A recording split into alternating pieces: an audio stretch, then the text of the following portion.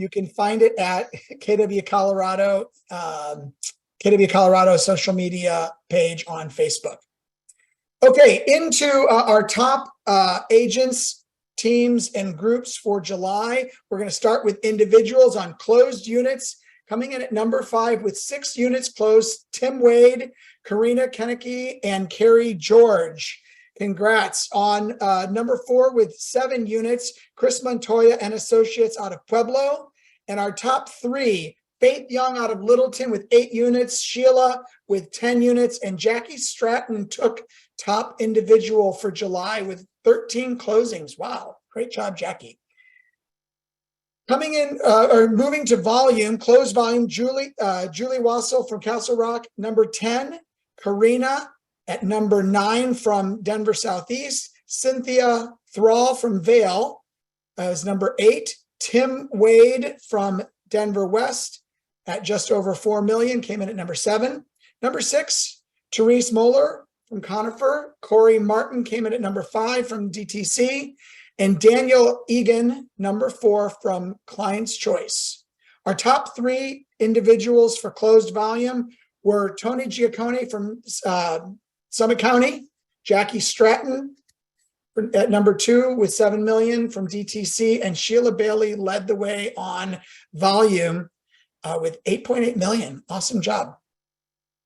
For GCI, Julie was number 10 with 85,000, Carrie George number 9 with 88,000, Christy Watson, number 8 with 90,000, Cynthia from Vail, number 7 with 91, almost 92,000. Number 6 was Karina at 94, almost 95,000. Corey Martin came in at number 5 from DTC, and Tony broke the 100,000 mark at number 4. Our top 3 individuals for GCI were Daniel Egan at 140,000, Jackie Stratton at 173,000, and Sheila Bailey came in at number 1 with 181,000. Let's congratulate all of our top individuals. Great job, everybody. Moving on to teams, 2 licensed agents. Closed units, Duncan team with 5, the Skinner team with 6, and number 3 tied for 7. Tied with 7 units, Platinum Property Team, Seed Property Group, and Team Rochelle Cozzolino from Pueblo. Number 2 with 8 units, the Mountain Group from Southwest Colorado, and leading the way in closed units, June's team from Northern Colorado, and High Cap Homes from Denver downtown. Going to closed volume, High Cap Homes came in at number 10, Livy and Lex Smith Homes, number 9, the Wilson team from Conifer, number 8. Number 7 was the Duncan team from downtown.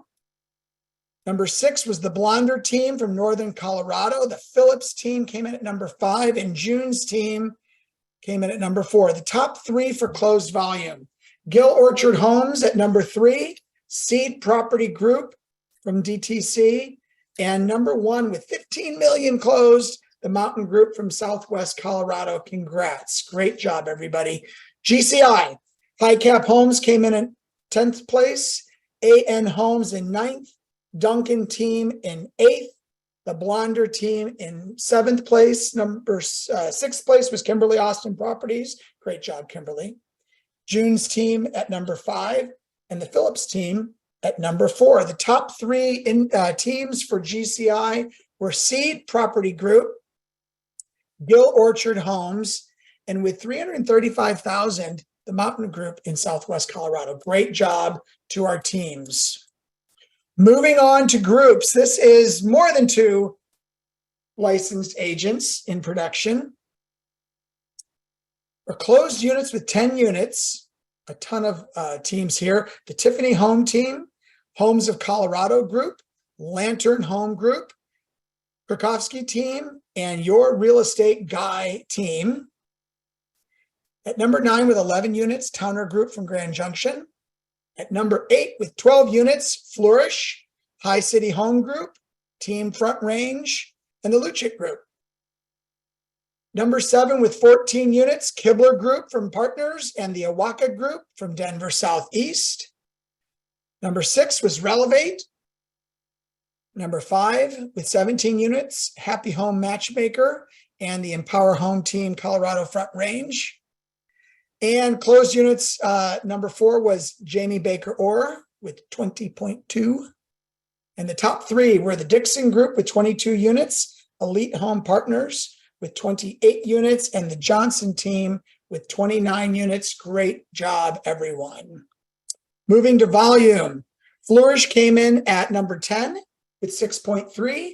The Awaka Group at number 9 with 6.7. Relevate at number 8 with almost 7 million. Team Front Range at number 7 with just over 7 million.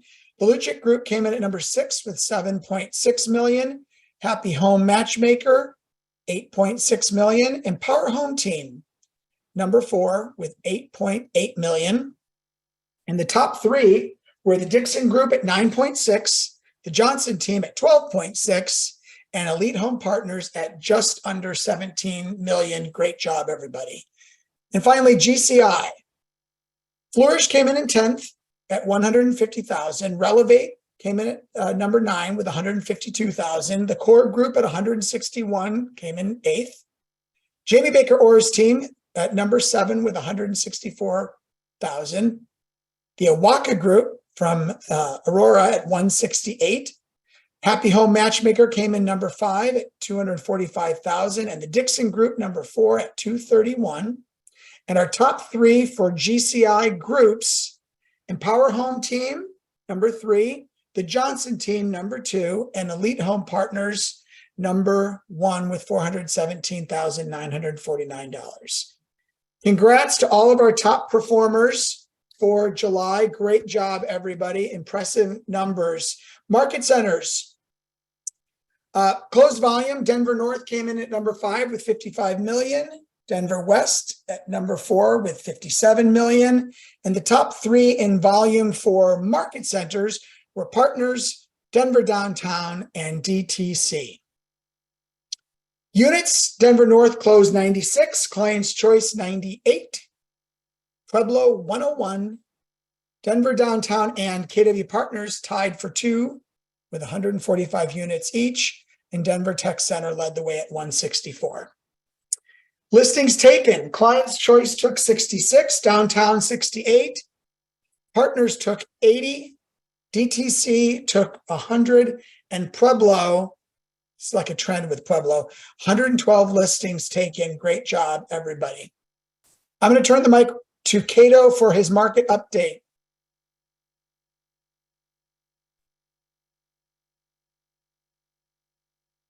Is Cato here? Yeah, sorry, just trying to get the screen to share.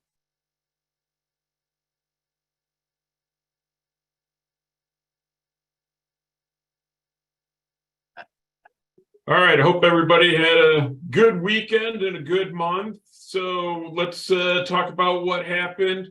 So when we look at GDP for Q2, those numbers came out. We actually were up to 2.4%. We were estimated being at about 2. So GDP came in higher than expected. Inflation rose 2.6%, but that is less than the 4.1 from the previous quarter. So all those are really good numbers. Hey, Cato. Yeah. Cato, you're not screen sharing. I don't know if you're trying to share your. Well, let's see here.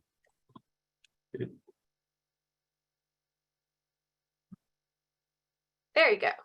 Although now we can see our email. There you go. Now we got it. Better? Much better. Sorry about that, guys. All right, so here's the GDP numbers just so you guys can see where they're at. So that did go up. We are seeing some positive growth. This is part of where in the news you're hearing that, hey, we might have a soft landing versus recession. Then other people are saying recession. One thing to note is that typically before a recession, we do see an upsurge in these numbers. However, what we don't typically see, for instance, is the leisure and hospitality and professional business services both had an excellent month last month, healthcare as well. Now, adding 57,000 new government jobs because those are paid for with tax money is actually a detractor which will cause a lot of pressure on our economy. So we really don't want to see that number going up. We want to see that one going down. When we look at contributions to the month-over-month CPI, it hasn't changed much, but what I want you to take a look at is at the far right here, this orange mark is housing. And here's why this is important. With the Fed raising the rates, the cost of housing for the average American is going up exponentially. And that means that a lot of people are shifting from owning to renting. We'll talk about that in a few moments, but more people are spending more money on housing than they have in the last few years.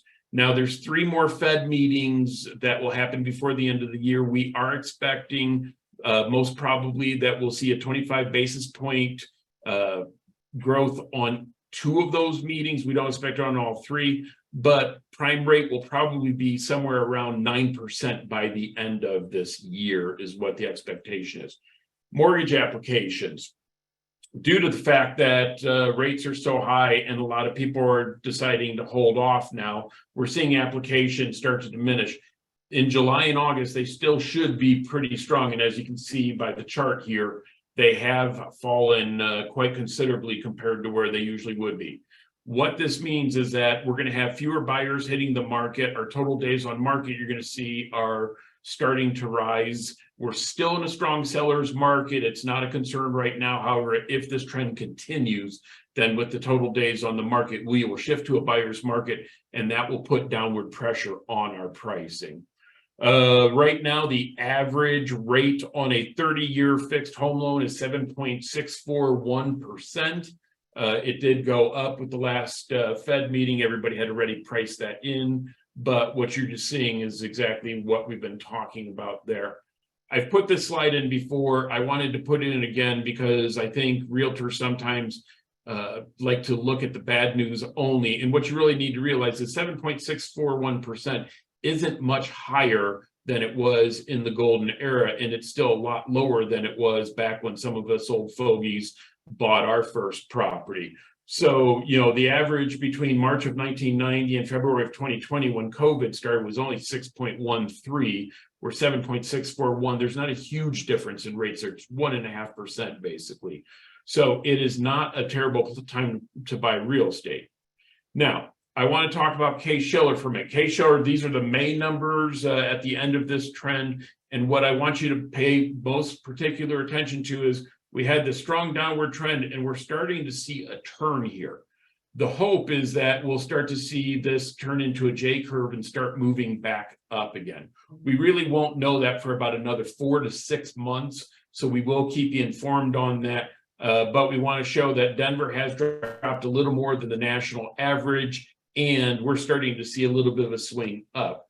With that being said, the Fed does a dot plot every meeting where they take the presidents of the different Feds or the chairs of the different Feds, and they ask them where they expect rates will be over the next couple of years. And what I want you to see is that it is trending downward strongly. So they are looking at what they're doing. They do believe is working, and they do believe that we will come out of this a lot stronger over the next 2 years. Next year, there will be some definite adjustments. It's going to be a little bit of a rough landing, but overall, we look really good. So what does that mean in Denver? Well, what that means is our median close price was down 1.58%, down to $590. Our closed sales home volume was down 16.34%, which you wouldn't notice by looking at our awards. Sales volume was down 18.37% or 2.55 billion. Inventory is up 15.81%. We're now at 1.71 months of inventory. We need to reach 6 months just to be a balanced market. So we are still an extremely strong seller's market right now. So no doom and gloom here at all. Median days on the market is only 9 days right now. That is up 28.57%, and we're expecting that trend to continue through probably February of next year. So we will see some more time on the market. Actually, for those of you who haven't been around for long, that's great because it gives you more time to market your services. So you really want to go out and get listings right now. Active listings are up 3.77%. New listings are down 15.33%, and pending sales due to that pricing is down 1.73%. But 1.73 isn't bad. So again, I put this slide in here before. Make sure that you're pricing them right when you get them so that your clients are in the market, not just on the market. All right. We're hearing a lot about bubbles. I'm getting a lot of questions from folks about it. So I want to dispel a couple rumors. You know, they look at the home to value income ratio, and that means how much money people are spending on it. And they say, well, this must mean it's a bubble. A bubble actually means that the people aren't typically living in the home and it's just speculation. This is not a bubble. This slide should be, gotten rid of, but this is what a lot of people in the public are seeing. We're also seeing a lot of people publishing charts like this. They're saying, hey, it's so expensive to buy with today's rates, you should lease. Well, what that doesn't take into account is that doesn't take into account appreciation, that doesn't take into account tax savings, things like that.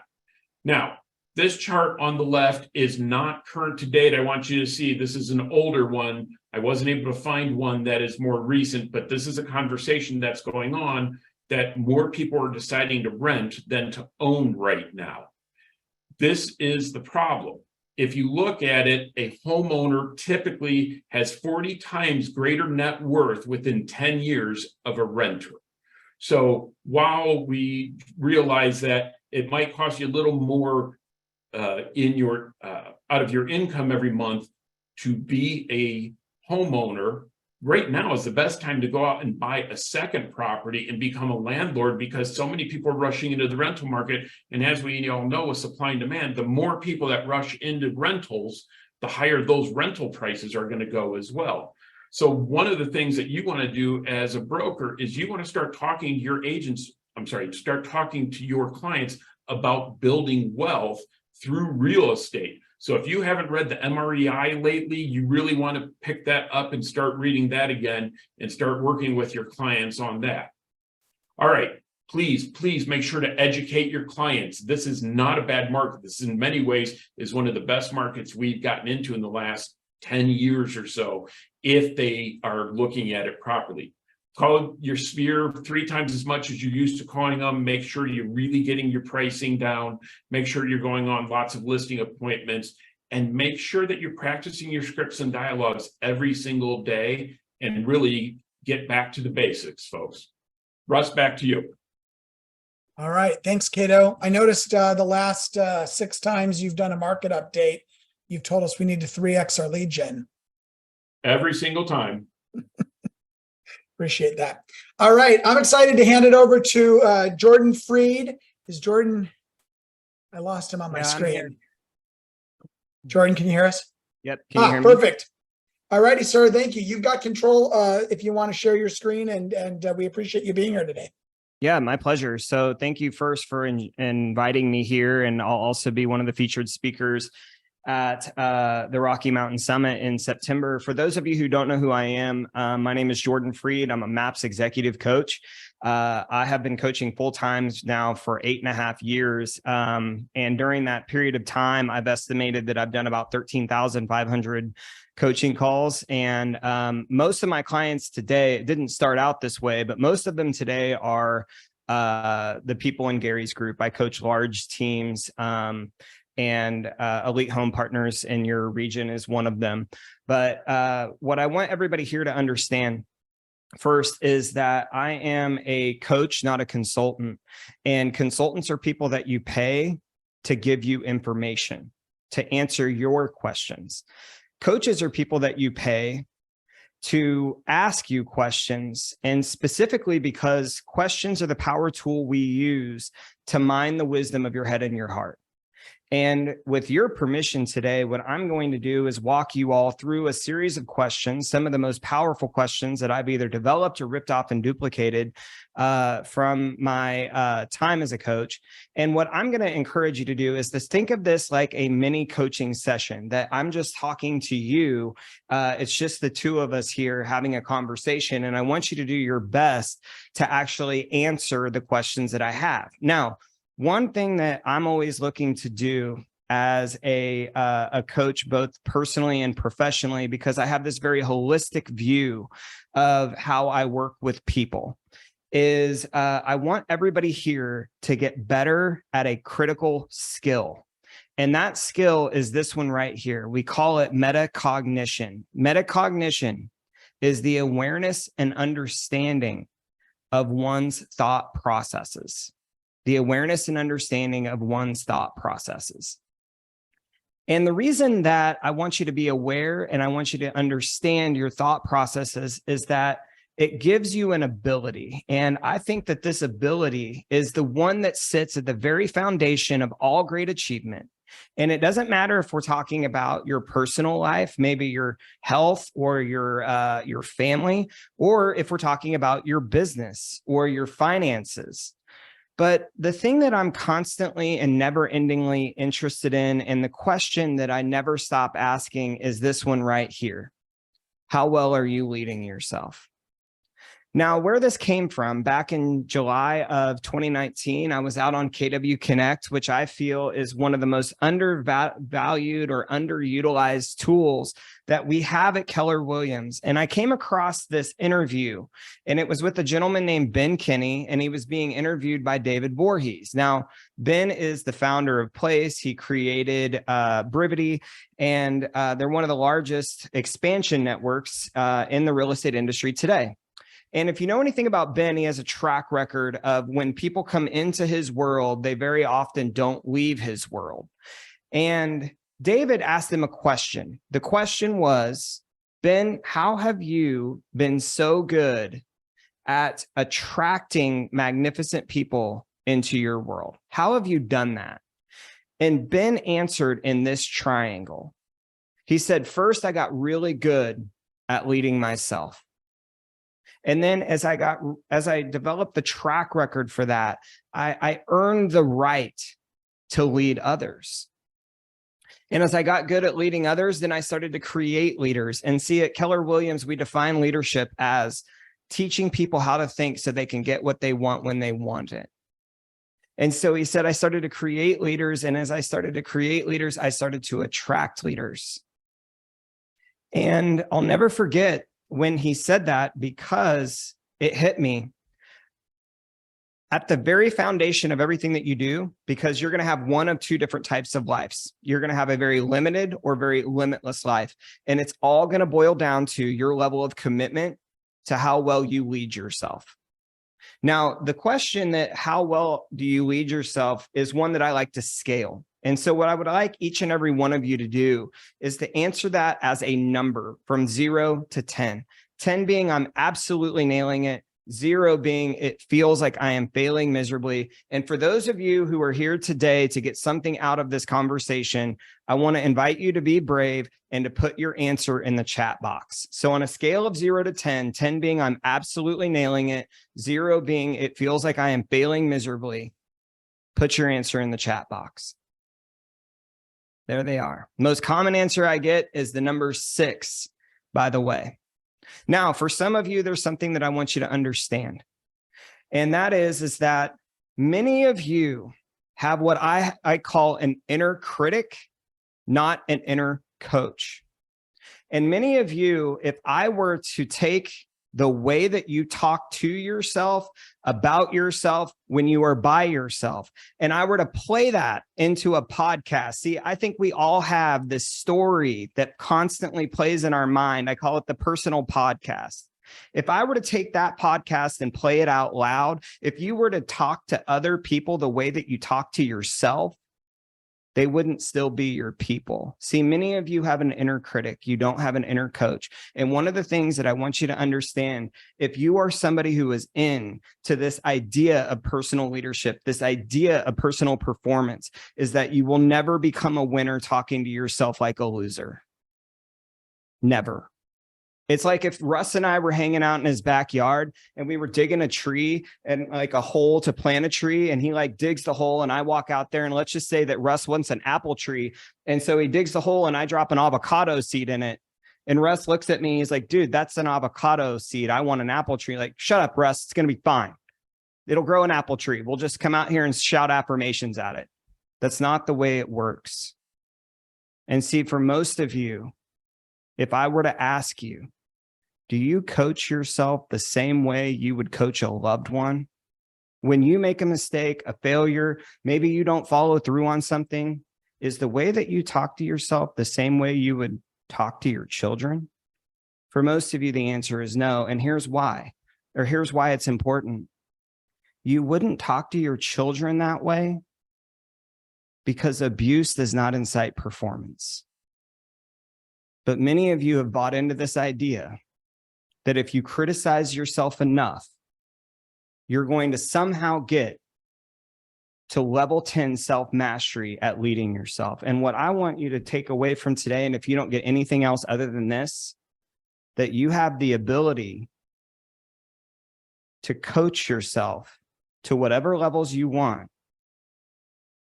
And you can do it at any point, because all you have to do anytime you're about to take that, critical voice, that inner critic is about to tee off on you, just slow yourself down and ask yourself this question. How would I coach the person I love most in the world if they were in the same situation, everything was the same? What would I tell them? See, that is converting your inner critic to your inner coach. And if many of you would start that process, not only would you perform better, you would have a lot more fun. This is meant to be fun, by the way.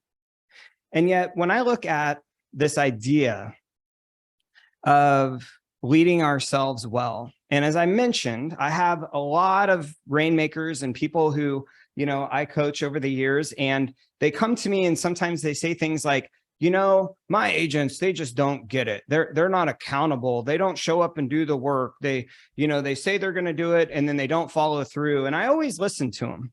And I always say, it's interesting that you say all that, because that's exactly how I would describe you. See, you're not accountable. You say one thing and you do another.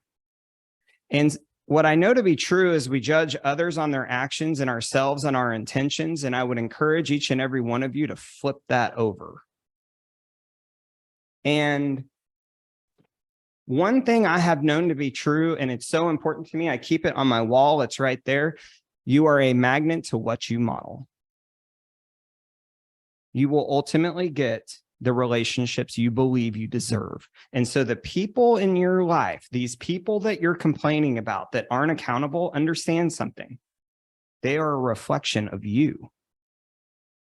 Now, one of the things that people like about me and hate about me is that I have no I. On a scale of 0 to 100, out of 100 on the DISC assessment, I'm a 2. So I have no problem asking tough questions if it is going to lead to transformation. But the question that I have for each and every one of you is this right here. Does your audio match your video? Now, the thing about this is there's a great metaphor or an example I can share with you about it. The first one is that if you and I were sitting in a movie theater, and let's just say that we're really into this movie, right? Like we are like locked in, it's awesome. And then all of a sudden, the actor's lips start moving, and then there's like a 2 to 3 second delay before you actually hear the words. Any of you ever had that experience? Just raise your hands.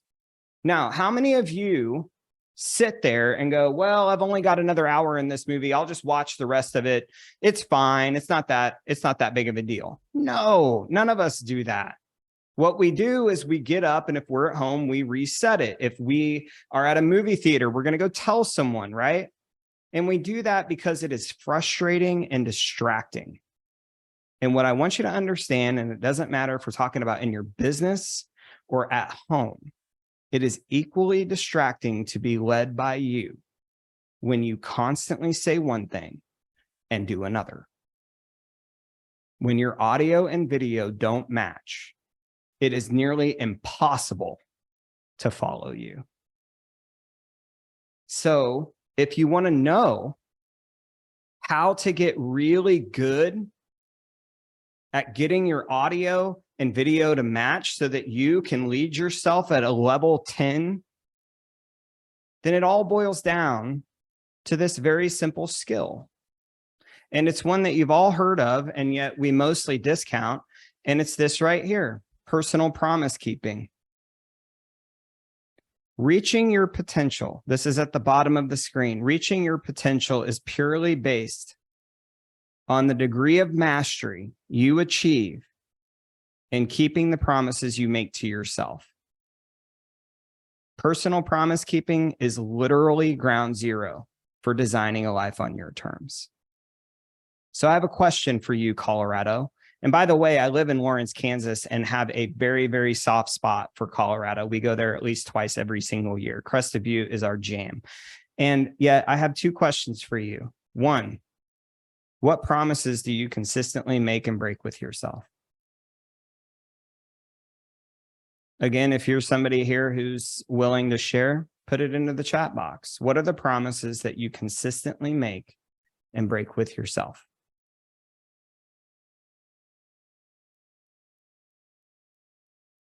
Second question. What is the single promise that if you kept it, it would change your whole life?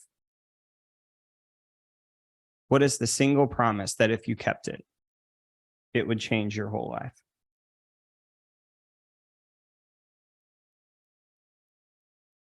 So take a minute and answer that. Now, here's the thing, is that oftentimes when I ask that question of top producing people, which it sounds like that's what this group is, instead of a single promise, I get like 10 promises. And it reminds me of a conversation one time I had with Gary Keller, the first time I ever went on stage at Mega Camp, which was in 2020. It was during COVID. And we were preparing for that session. And Gary said, do you have any questions about how this is going to work? And I said, no, I don't have any questions about that, but I do have a question that I want to ask you that I always promised myself I would ask if I ever got the opportunity. And he said, fire away. And I said, I'm a personal development junkie. I have more books and programs than any one person's ever going to read or finish. And I constantly struggle with trying to know it all and do it all. And I said, I know I have to choose, but how do you navigate this? And he started laughing and he said, I have the same problem, but what I've learned is a simple question that helps me really drill down my focus. And he said, let's just say in the context of books, the question I ask is, if I could only read one book, which book would it be? And whatever that book is, that's the one I read. So for those of you that are like me and you wrote down 5 or 6 or 10 promises, here's what I want you to do is ask yourself this: if I could only keep one promise to myself, which one would it be? Now, a couple of things on this. Ladies, listen up. You are taught to be martyrs and not models. You are taught to sacrifice everything in the name of the family. And I got to tell you, that shit needs to end now.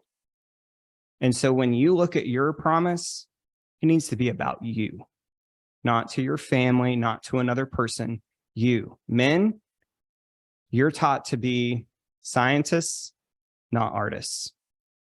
Shut up, produce, and don't talk about it. For some of you, gentlemen, and ladies, you may need to hear this too. I would invite you to create a relationship.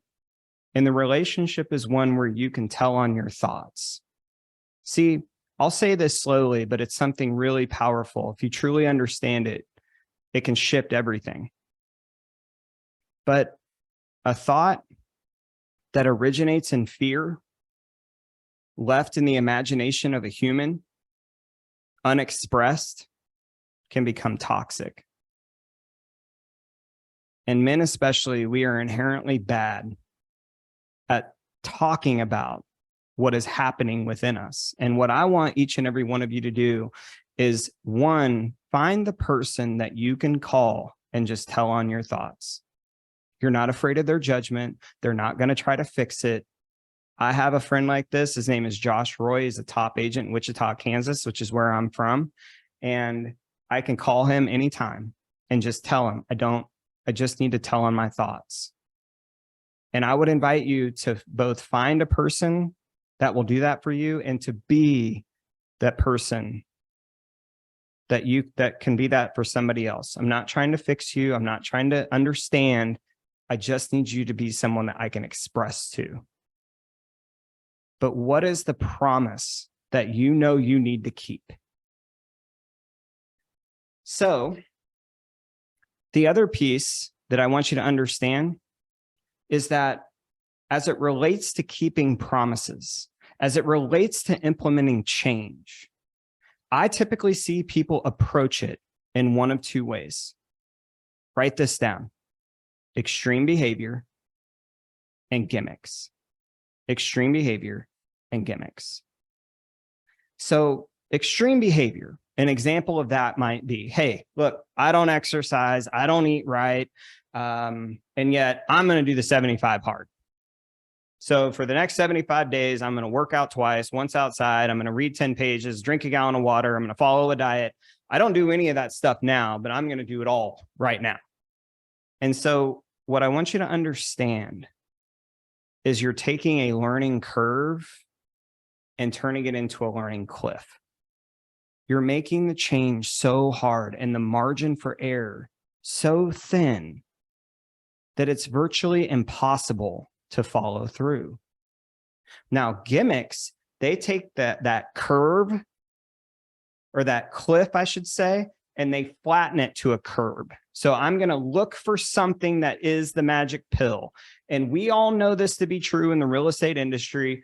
We have put more people's kids through college in the magic pill industry than anybody else. We are constantly searching for the thing that's going to ultimately set us free. I call it the great exoneration. There's this thing out there that when I get it, it's going to exonerate me from all struggle.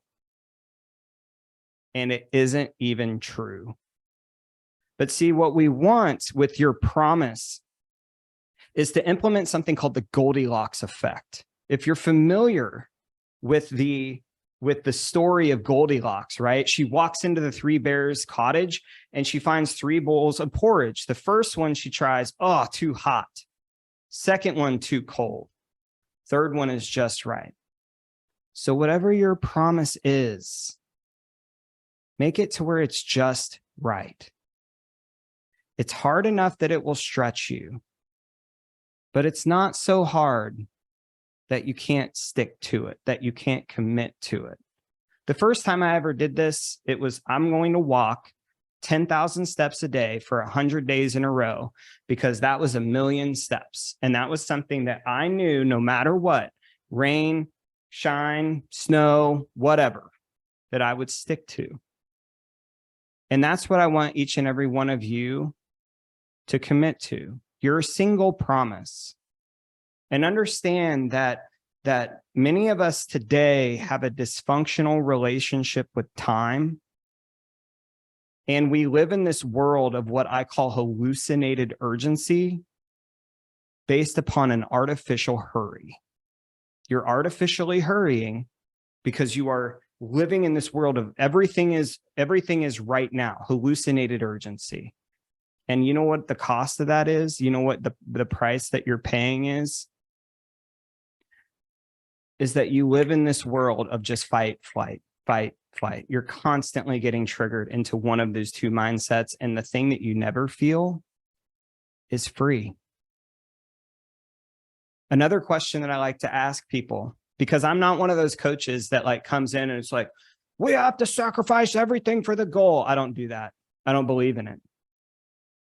And I'm always interested in the relationship that people have to their goals and what that relationship ultimately invokes in them. See, my good friend Jay Papasan said it. He said, people don't need a new way to set goals. They need a new way to have relationships with their goals. And when I think about the relationship that people have to goals, the question I like to ask is, does the pursuit of your goal feel that it is strengthening you, you're getting better, smarter, bolder, stronger in the pursuit? Or does it feel like it's sacrificing you? That every week, every month, it feels like you get a little weaker, a little more worn out, and a little more worried that you might not be able to sustain this. Because if it's sacrificing you, we've got some work to do. We need to figure out why. Are you in the pursuit of the wrong thing? Is it that you constantly live in inner criticism, so it just sucks all the fun out of it? Is it that you have this hallucinated urgency, so you're constant, everything matters at this moment in this second? And look, I grew up in a real estate household. I've been in this industry now for 24 years. I know you're all mental. I understand that. I'm fluent in realtorese. And I know that many of these thoughts are thoughts that you feel like I'm narrating your inner story out loud. I get that. It's because I've lived it. But what I understand today is that it is a lot more fun to be gravitationally pulled to a vision than to constantly have to pathologically push. And if you're hearing me today and every day you have to get up and pathologically push yourself to do what's necessary, then I'm going to invite you to slow down and start figuring out what it is that's getting in your way. And this is what I'm going to leave you with today. This is my all-time favorite coaching formula. I will cover it again when we are together in September. But performance equals potential minus interference. See, I'm not one of those people that constantly ask the why question. Why? I want to know why not. I want to know what's the interference. What is it that's keeping you from absolutely crushing this one wild life? And for many of you, you would be served well to listen to the advice of this quote at the bottom of this slide. Perhaps it's time for you to take a temporary break from pursuing goals, to find the knots in the garden hose that once removed will make everything better and easier. It's incredible what can happen when you stop driving with the emergency brake on. I'll never forget, I had a call with a woman who lived through some of the most traumatic shit you would ever believe. So bad that she locked it in her head and forgot about it until I came poking and prodding around in her mind. And what I helped her understand is that she wasn't broken, she's tangled. And her solution to getting untangled is to pull on the edges of her life. It's like, you know, a necklace that gets tangled up. Pulling does not release it. And what I helped her understand is that she was running with a rock in her shoe. And here's the analogy. Imagine that you and I are running along a trail. We come across somebody who is really badly limping. And naturally, we're going to say, hey, are you okay? And they say, oh, I'm fine. I just have a rock in my shoe. The natural next question would be, well, why don't you stop and take the rock out of your shoe? To which they reply, I can't. I'm too busy running. And that's the challenge with so many real estate people today. You're so busy running, and you're running with a rock in your shoe, and you won't take the time to slow down and get the rocks out of your shoe so that we can actually all see what you're truly capable of. So if you like what we've covered here today, if you're into a conversation that isn't going to just teach you like how to go get another listing, that's not what I teach. That's not what I talk about. But if you're looking for something that is a simple foundation to radical transformation, That's what this is all about. That's why I hope you will join us in the Rocky Mountain Summit, because I'm just scratching the surface of what I'm going to cover with you all there. And last thing before I hand it over to Russ, if any of you like this message, I want you to know that most of what I covered with you today is available on my site. You can scan this QR code to get there. Or if you look in the bottom right-hand corner of that slide, myfreedlife.com. I'm so committed to helping people get free that it's literally my last name. So Russ, I wanted to thank you for the opportunity. I'm happy to answer any questions if we have time. Yeah, But thank you. we've got about 5 minutes for questions or ahas. Thank you for agreeing to do that. Take yourself off mute if you want to. And if Ask you a didn't get question. anything, make it up, because you'll hurt my feelings if you didn't get anything. Just make it up. Questions or ahas, folks? Feel free to pop it in the chat box. Take yourself off mute. Hey, Jordan. My Yeah. name's Chantel. I'm in the Littleton Market Center. I think my biggest aha, and maybe a question for you, I really identified with the past trauma and just shoving it down to kind of move forward without dealing with it. What do you feel the best way? I mean, I'm on definitely a journey of trying to bring my former self and my future self together to be a healed person. What would you say is a good first step? You need to read this book. Taking a picture right now. The Body Keeps Score. My favorite all-time quote is, everyone you meet is fighting a battle that you know nothing about. Always be kind. And I just started to understand trauma about 18 months ago. And I thought it was reserved for people who were victims of extreme violence or war. And then I realized that almost everybody has it, but it's like degrees of a burn. Are you sunburnt first, third, fourth? Are you charred, right? And once I started figuring this out and truly helping people to kind of figure out how to unlock that, I've been infinitely fascinated with it. But what I tell everyone is to get this book and just read the first 3 chapters. And if you start to hear your inner story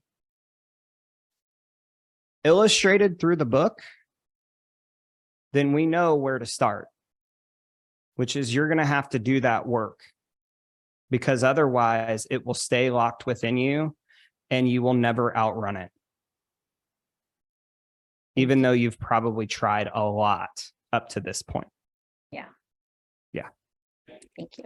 Hey, Jordan, Gay asked, how long does it usually take someone to get untangled?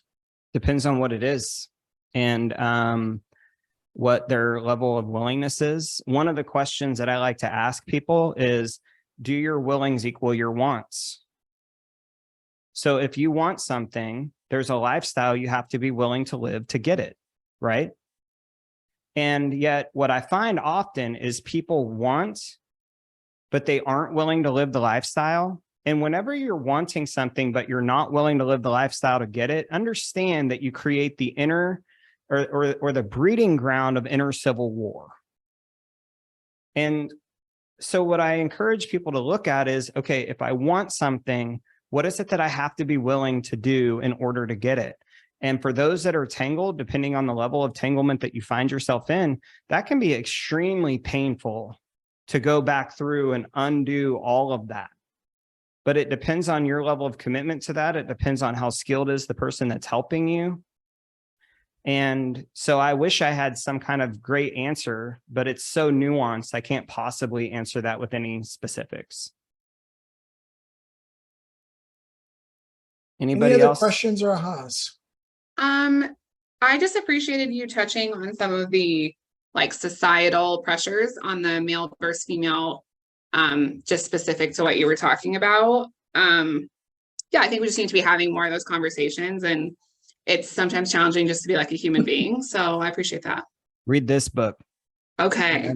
First 150 pages of this book, especially if you have children, and understanding the pressure that we put on people, and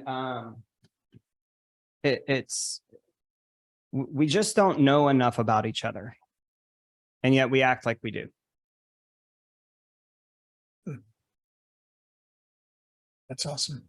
So I trust that I get to see all of you in a few months or next month. God, I can't believe September. Few weeks. Yeah, I Jordan. know, that's so crazy. But thank you for the opportunity, Russ, and I can't wait to meet many of you in person next month. We'll see you soon. All right, guys, we've got a drawing real quick for the final ticket for the summit. How do I, oh, click to spin. Here we go. If your name pops up, stick it in the chat that you're here, or check with your team leader and we'll get you a free ticket. And it's Belle from, I guess that's from Partners. So She's here. awesome. Belle, congratulations. If you've already bought a ticket, work it out with Kelly.Sutter@kw.com. Everybody have a great week. See you in a few weeks.